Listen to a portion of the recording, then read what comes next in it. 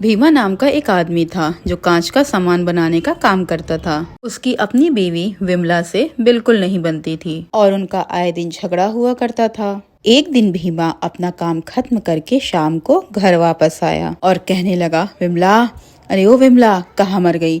जल्दी आ और मुझे पानी ला कर दे, काफी प्यास लग रही है। भीमा काफी देर तक विमला को आवाज लगाता रहा, लेकिन विमला कहीं नजर नहीं आती है। तभी विमला बाजार से शॉपिंग करके आती है। ये देखकर भीमा का खून खौल जाता है और वो कहता है, पागल औरत, तेरा दिमाग खराब है क्या? मैं कब से चिल्ला रहा हूँ और तू घर में थी ही नहीं। तुझे पता नहीं है क्या कि मेरे घर आने का वक्त हो रहा है? और बिना सोचे समझे तू बाजार घूमने चली गई। तभी विमला कहती है, ओहो, लग रहा है जैसे कहीं के लाड साहब हो तुम। तुम्हारे आने पर मैं दरवाजे पर पल के बिछाए बैठी रहूं।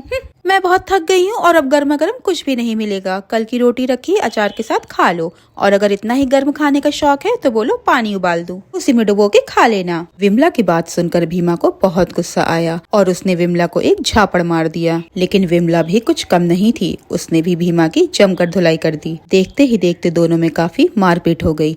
आस पड़ोस के लोग उन्हें रोकने के लिए आ गए। तभी एक बूढ़ी अम्मा कहती हैं, अरे अरे शर्म करो, तुम दोनों कैसे जानवरों की तरह लड़ रहे हो? अरे तुम क्या कोई बच्चे हो जो तुम्हें रोज रोज समझाया जाए? तभी विमला भीमा से कहती है, हा, तुम तो बड़े अच्छे हो ना, निकम्मे कहीं के। बस वही कांच के शीशे बनाते रहते हो और खुद को बड़ा कलाकार समझते हो।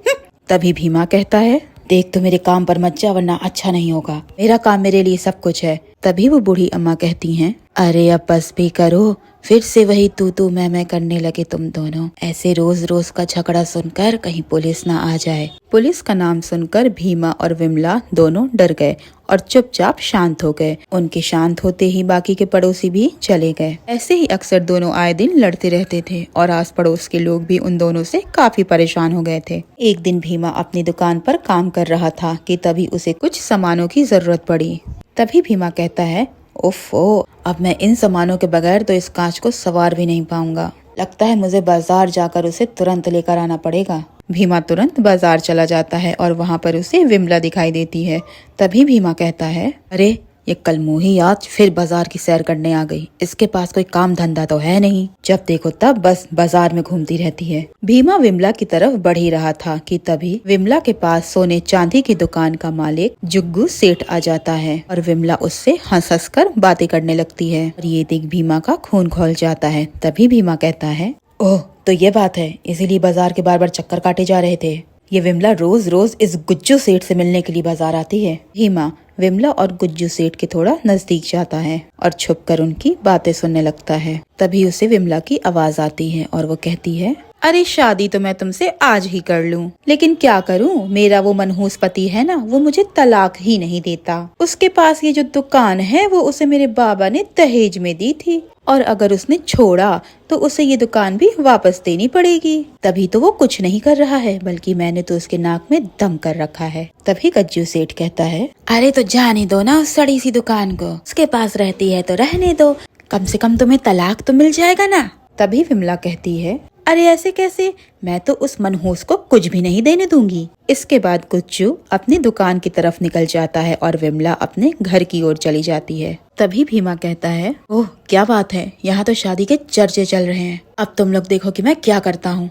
तुम दोनों का मैं बिना शादी का ऐसा बैंड बजाऊंगा ना कि तुम दोनों याद रखोगे। तभी भीमा गुस्से में अपनी दुकान पर चला जाता है और वहाँ पर एक बड़े से कांच का डब्बा बनाने लगता है। वो कुछ बड़े बड़े शीशों को आपस में जोड़कर एक बड़ा सा बक्से जैसा ढांचा तैयार कर देता है। तभी पास के दुकान वाला भोलू आता है और वो कहता है, अरे भीमा भैया, ये तो काफी बड़ा बक्सा है। आपने तो इतना बड़ा कबहू ढांचा नहीं बनाया, ये तो इतना बड़ा है कि इसमें तो एक इंसान ही फिट हो जाएगा। तभी भीमा कहता है, बस यही समझो भोलू भाई, इसमें इंसान को ही फिट आना है। भोलू भीमा की बात समझ नहीं पाया, लेकिन वो घबरा गया और वापस अपनी दुकान पर चला गया। भीमा काम खत्म करके रात को वो अपने घर गया। विमला रसोई में खाना बना रही थी। मौका पाकर भीमा ने विमला के बनाए हुए खाने में नींद की गोली मिला दी। अब रात काफी हो गई थी और विमला पर नींद की गोलियों का असर हो गया था। तब भीमा उसे चुपचाप दुकान पर ले आया और विमला को कांच के शीशे के डब्बे में बंद कर दिया। तभी थोड़ी देर बाद विमला को होश आता है और वो अपने आप को कांच के शीशे के डब्बे में बंद पाती है।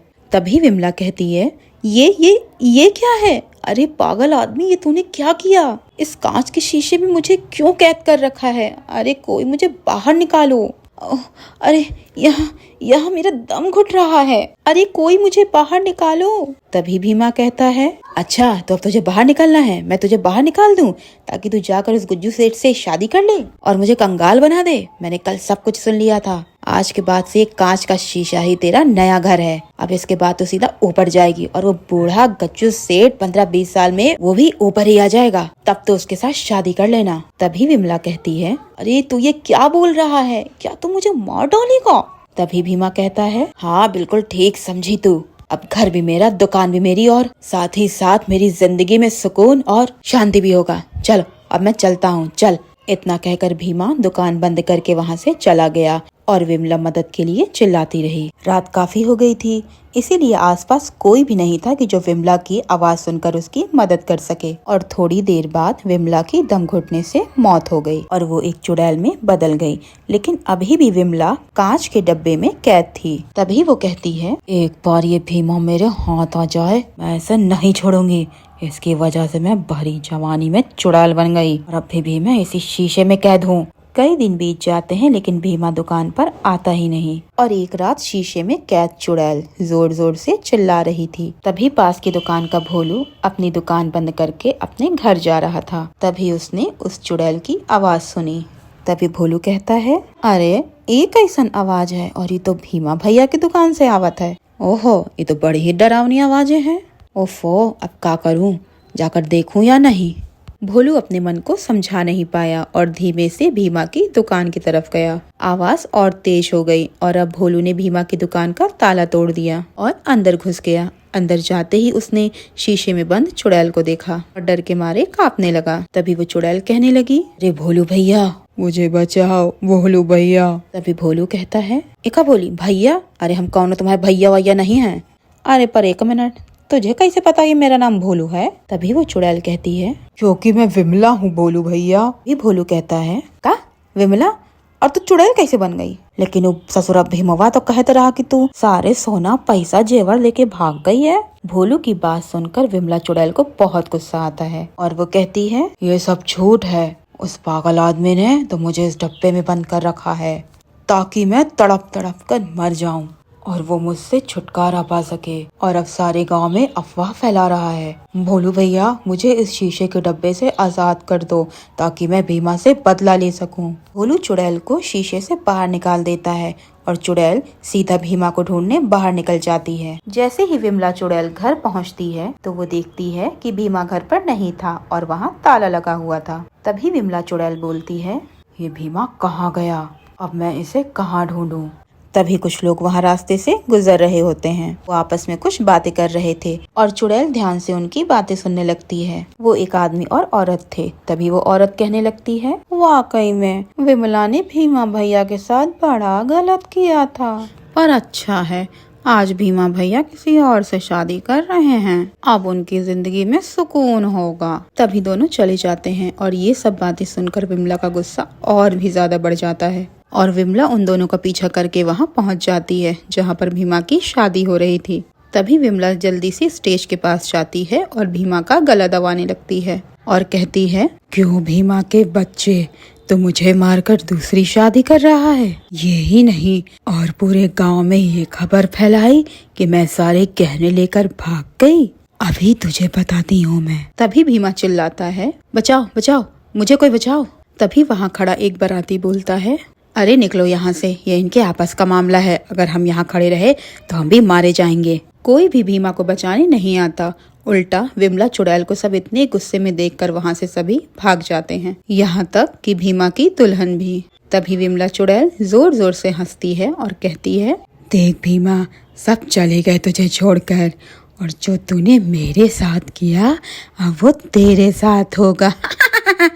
थोड़ी ही देर में विमला चुड़ैल भीमा का गला दबाकर उसे मार डालती है और भीमा भी भूत में बदल जाता है। फिर क्या, विमला और भीमा मरने के बाद भी एक दूसरे का पीछा नहीं छोड़ते और आपस में ही लड़ते रहते हैं।